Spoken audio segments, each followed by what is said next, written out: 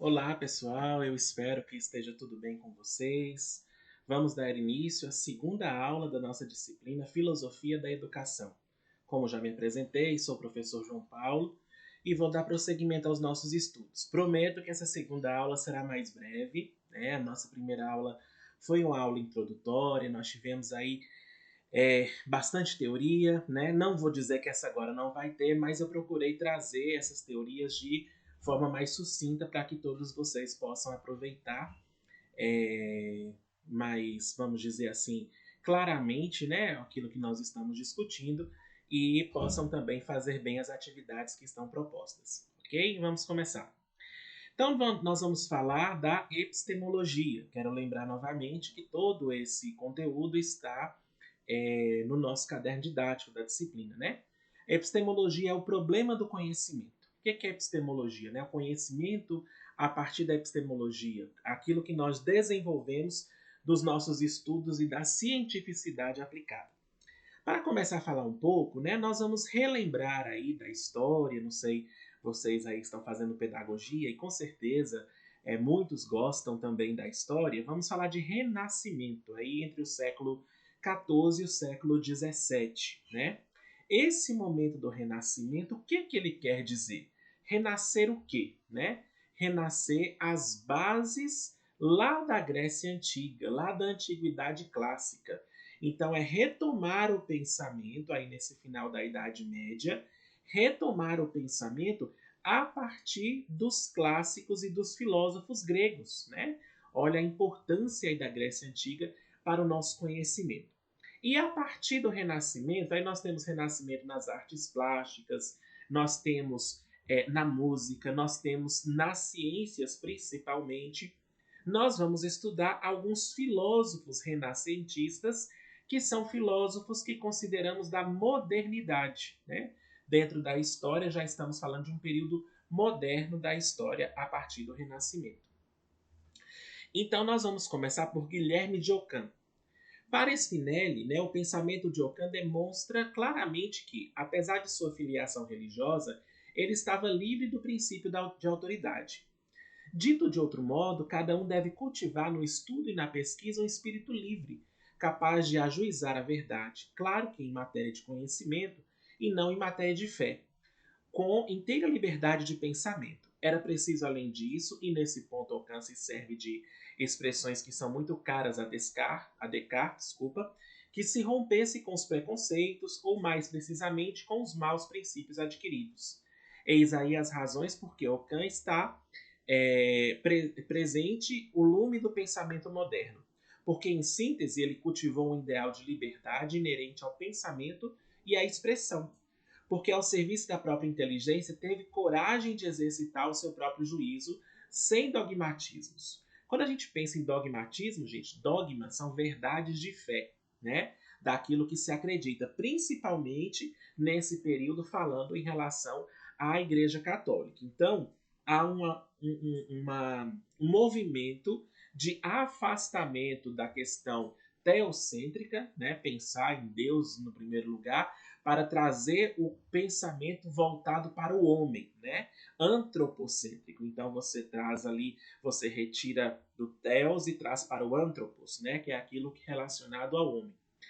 E, portanto, com a disposição de rever além dos propósitos, sobretudo os princípios. Depois nós vamos ter Francis Bacon. Né? De acordo com o filósofo inglês, a ciência deveria começar por eliminar os ídolos que se interpõem no caminho do conhecimento e nos impedem de ter acesso direto à realidade como ela é de fato. Bacon foi considerado o primeiro filósofo a elaborar um método para o conhecimento que mais se aproxima do método científico moderno. Resumidamente, podemos dizer que o método baconiano consiste em descrever de modo detalhado as circunstâncias nas quais um fenômeno ocorre e, por outro lado, avaliar aquelas circunstâncias em que o mesmo fenômeno não ocorre. Em seguida, é necessário proceder metodicamente ao exame mais detalhado possível de ambos os casos e estabelecer uma relação entre eles. Assim são descritos, né, os 4 passos para o método proposto por Bacon. Observação, né? Com base na experiência, o próprio Bacon elaborou uma lista de exemplos de corpos quentes Ele queria descrever um estudo científico sobre calor. As observações são neutras, né? O observador deve ter a mente livre de todas as ideias que ele aprendeu de seus mestres, educadores, teólogos, filósofos e até cientistas. E indução, né? Construir proposições gerais como leis científicas a partir de proposições particulares, como relatos observacionais. Aí nós vamos para o racionalismo e a modernidade, né? Já vamos avançando um pouco mais aí na história da filosofia, vamos dizer assim. A chamada Idade Moderna, né, vai de meados do século XV a fim do século XVIII, né? É marcada essencialmente pelo apelo filosófico ao racionalismo, ou seja, as ideias a partir da razão. Muitas mudanças ocorriam no mundo. Elas influenciaram significativamente os filósofos na construção de suas teorias do conhecimento. Entre os fatos mais importantes que ocorreram nesse momento histórico, é importante destacar a passagem do regime feudal para o regime capitalista, que alavancou o comércio e elevou o status da chamada classe burguesa. Então, quando a gente pensa em regime feudal, gente, nós estamos dizendo de um período na Europa em que o que valia naquele momento era a terra. Né? Quem mais terra tivesse, terras cultiváveis, mais rico era. Né? E nos entrepostos comerciais, vamos pensar assim, nas estradas que se cruzavam, começaram a surgir pequenas vilas, né? Essas vilas chamadas de burgos, e daí vem o nome burguesia. Nessas vilas passaram a ter as trocas comerciais e surgiram nesse momento as primeiras moedas. É claro que nós temos histórias, né, resquícios historiográficos de moedas surgidas também no Oriente, aqui na América também, né, as sementes do cacau, elas serviam como moeda. Na África também existia lá a troca de pedras preciosas como moedas, mas de forma geral nós estamos falando de um regime feudal europeu, né? E a partir desse surgimento da burguesia, dentro de um sistema capitalista, nós vamos ter essa classe que surge aí nesse tempo. A formação dos estados nacionais, que exigiam mudanças políticas, com a concentração de poder nas monarquias absolutas, e mudanças econômicas provindas do desenvolvimento do chamado mercantilismo. O movimento de reforma responsável pela cisão da Igreja e, consequentemente, um aumento da possibilidade de um pensamento mais livre e autônomo dos homens. Né? Esse movimento reformista, lá com alguns outros antecedentes, mas principalmente com Lutero, né, fizeram uma cisão na Igreja Católica e tivemos aí a ascensão de igrejas protestantes e também a Reforma Católica e Contra-Reforma, que movimentou esse pensamento autônomo dos homens. O desenvolvimento da ciência natural, que utilizava novos métodos de pesquisa científica com base exclusivamente na razão humana. A intervenção da imprensa, que possibilitou a circulação e divulgação de textos filosóficos e científicos, aumentando assim o círculo daqueles que questionavam os dogmas impostos pela Igreja. Esses acontecimentos foram decisivos para o surgimento de uma nova mentalidade que colocou a razão humana no centro do debate sobre as possibilidades de se chegar ao conhecimento das coisas. É nesse cenário de mudanças que se desenvolve um movimento de revalorização do homem e de sua capacidade racional. Os filósofos, até então preocupados com o problema do conhecimento sobre o ser, mas agora, na modernidade, o foco do problema filosófico é como se pode conhecer. Restava então encontrar um método que fosse mais adequado para servir de base para as ciências, que cada dia ocupavam o lugar dos outros saberes. Nessa busca pelo método ideal, surgem pelo menos duas correntes filosóficas que disputam a primazia do verdadeiro método pelo qual os homens devem encontrar o conhecimento. Uma corrente do racionalismo, que enfatiza o papel da razão no processo de conhecimento, e a outra é a corrente do empirismo, onde a experiência deve ocupar esse papel. René Descartes. Né? O projeto de filosofia cartesiana era conceber uma matemática universal que, ao se livrar dos números e das figuras da matemática tradicional, se ancorava agora sobre um novo método baseado na geometria analítica.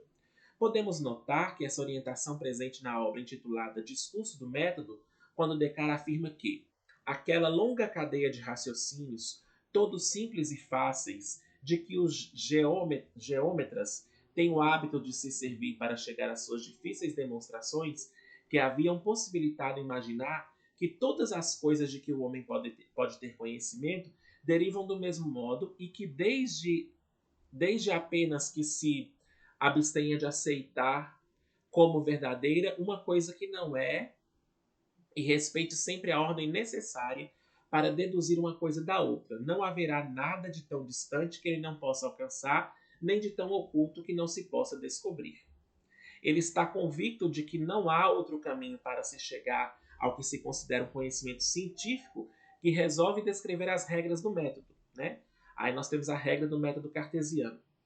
Regra de evidência. Nunca aceitar algo como verdadeiro que eu não conhecesse claramente como tal. Ou seja, evitar cuidadosamente a pressa e a prevenção de fazer nada consta dos meus juízos que não se apresentasse tão clara e distintamente ao meu espírito que eu não tivesse motivo algum de duvidar dele. Regra da análise. Dividir cada uma das dificuldades que eu analisasse em tantas parcelas quantas fossem possíveis e necessárias, a fim de melhor solucioná-las.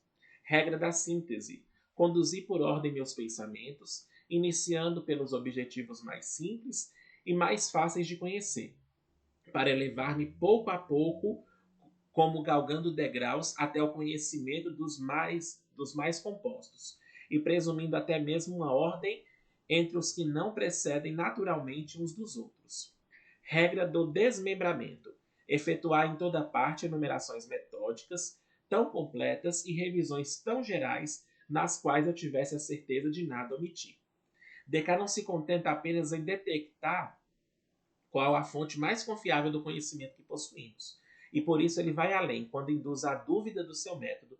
A chamada dúvida metódica é o primeiro passo para se chegar a uma certeza indubitável. Aí nós vamos para o empirismo, né, com John Locke. O filósofo John Locke destaca-se entre os empiristas com a obra Ensaio sobre o Entendimento Humano. É nessa obra que encontramos a famosa frase: a mente é como uma tábula rasa. Locke então diz: suponhamos, pois, que a mente é como dissemos uma folha de papel em branco, desprovida de todos os caracteres, sem quaisquer ideias.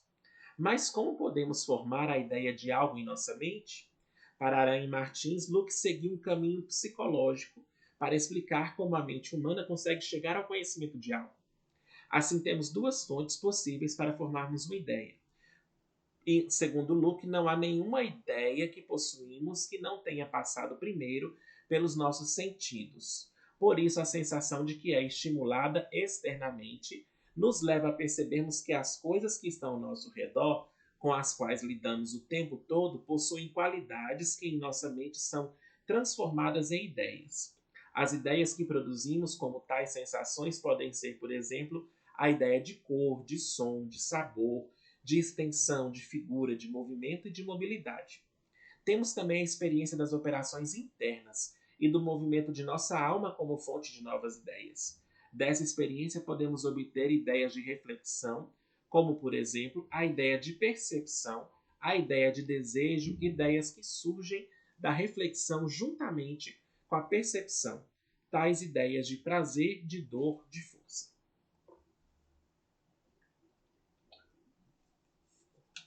Aí nós vamos falar um pouco sobre David Hume. Hume, filósofo escocês, propõe um empirismo que chega em alguns momentos a ser considerado um ceticismo. De acordo com Hume, nós não podemos construir nenhuma teoria que corresponda de fato à realidade. Isso porque, segundo ele, o homem não pode criar ideias, pois está inteiramente submetido aos sentidos. Na obra Tratado da Natureza Humana, Hume expõe o seu método de investigação. Segundo ele, o conhecimento só é possível se primeiro pudermos observar e em seguida ele se completa como a nossa capacidade de generalização. Na mesma perspectiva de Locke, Hume também aceita que o conhecimento começa quando os nossos sentidos são excitados pelos objetos exteriores. Por exemplo, quando vemos as cores e as formas dos objetos, sentimos os sabores e os odores. Ouvimos sons, sentimos diferenças de texturas como o liso, o áspero, ou quando sentimos algo frio ou quente. Tudo isso são impressões ou percepções que, no mesmo momento em que as sentimos, elas já estão em nossa consciência. Em seguida, essas sensações percebidas pelos sentidos se combinam e, quando associadas, formam o que chamamos de ideias. As ideias são copiadas das percepções que temos, logo são mais fracas que as próprias impressões. As ideias podem ser complexas quando nós utilizamos a imaginação para associarmos ideias distintas. Outro ponto importante do pensamento humano é a negação da ideia de causalidade objetiva.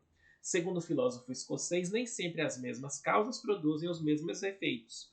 O que ocorre é que nós estamos habituados pela observação a perceber que há uma sucessão de consequências associadas a determinados fatos. No entanto, nós não temos a certeza de que uma relação de causa necessária entre fatos associados. Por isso, Rumi afirma que é mais conveniente substituir toda a certeza que temos pela probabilidade. O exemplo mais famoso dado por Rumi de sua teoria da não causalidade é a bola de bilhar.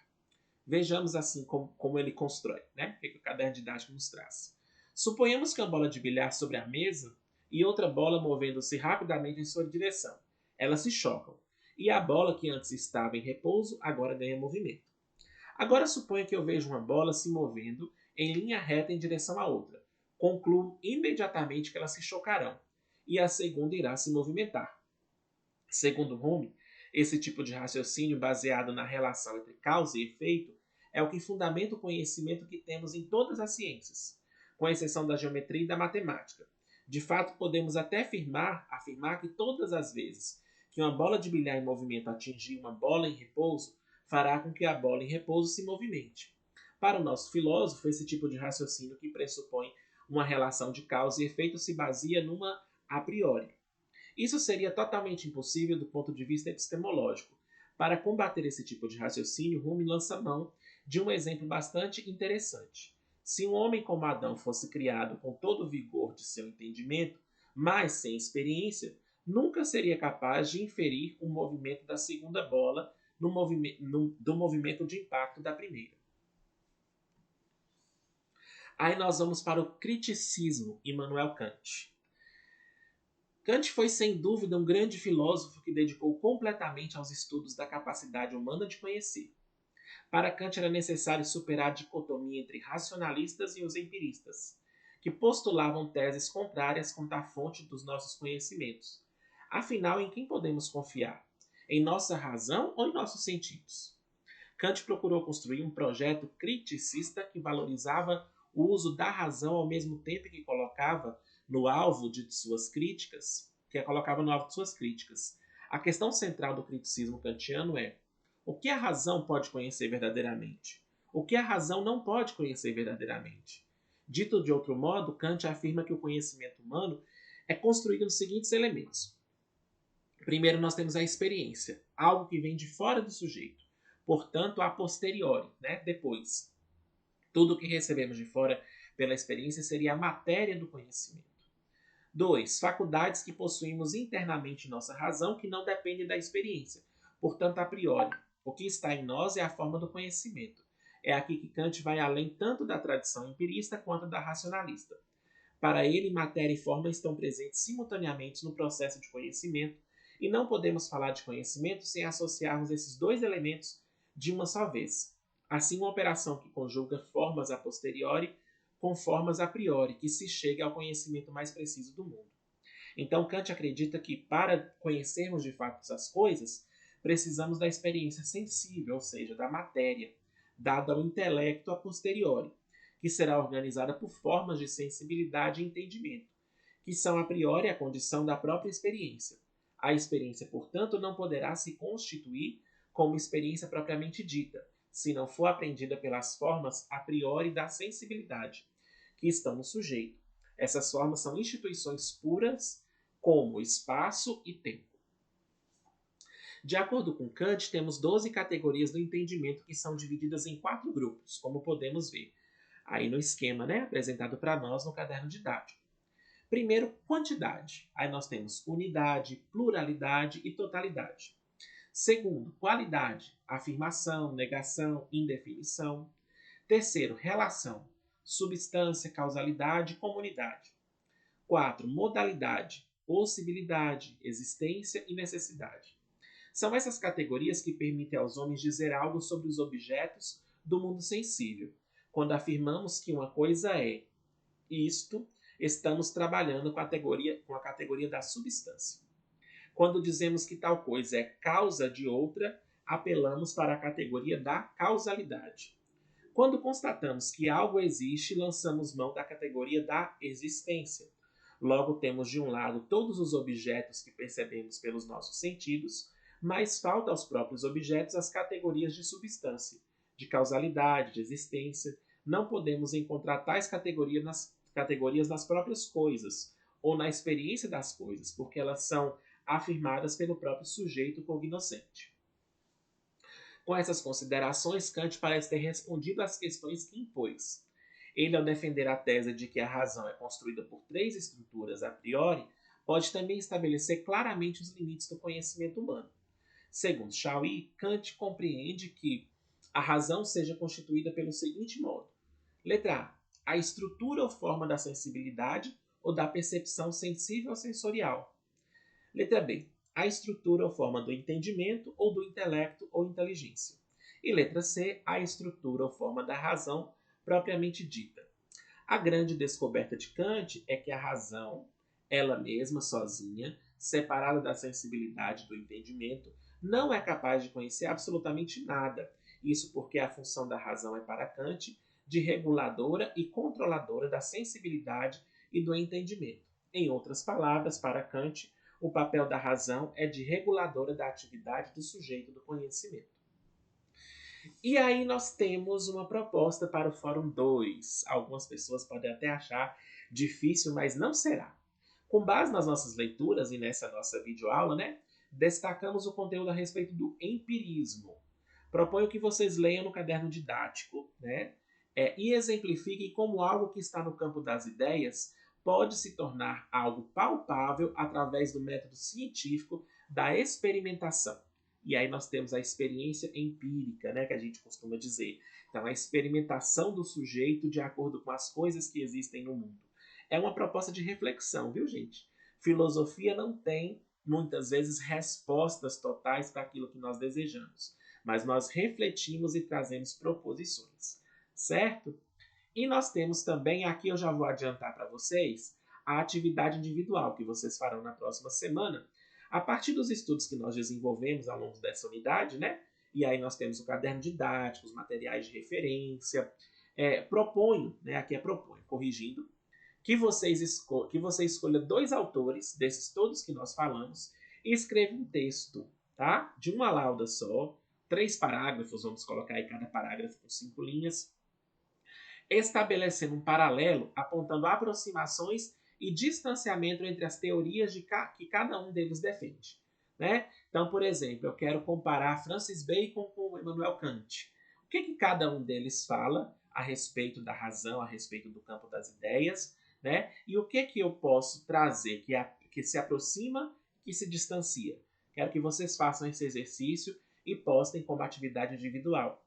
Gente, eu quero lembrar que tanto na atividade individual como na atividade colaborativa, todos devem postar individualmente, Vocês estão começando o curso agora, mas isso é importante para todas as disciplinas. Por quê? Nós precisamos do registro no ambiente virtual de aprendizagem. Então, todos devem postar, viu? Mesmo que seja depois a atividade colaborativa, como vocês já fizeram a anterior, todos postam individualmente, mesmo sendo em grupo. E essa atividade agora que eu estou falando é individual, como o próprio nome já diz, também tem que ser postada individualmente. Certo? Pessoal, muito obrigado pela atenção, agradeço novamente a vocês, peço desculpas se eu não tenho todo o conhecimento, mas dentro daquilo que é possível estudar, todo o esforço que a gente faz, acredito que a gente tem conseguido alcançar êxito.